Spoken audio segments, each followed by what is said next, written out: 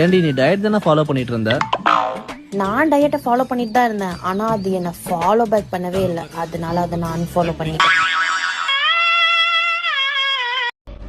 இந்த உலகத்துல நீங்க வேஷம் போட்டா நல்லவர், காசு இருந்தா கடவுள், உண்மைய பேசினா பைத்தியக்காரன், அன்பு காட்டினா ஏமாளி, எடுத்து சொன்னா கோமாளி.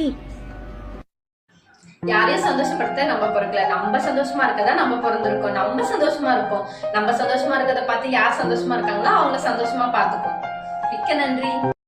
கல்யாணத்துக்கு அப்புறம் ஆண்மகன் மகிழ்ச்சியா இருக்காங்க ரெண்டு விஷயம் தாங்க. ஒண்ணு, உங்களுக்கு அமைஞ்ச மனைவி வரமா இருக்கணும், இல்லாட்டி ஊருக்கு போன உங்க பொண்டாட்டி வராம இருக்கணும். அப்பதான் சந்தோஷமா இருக்க முடியும்.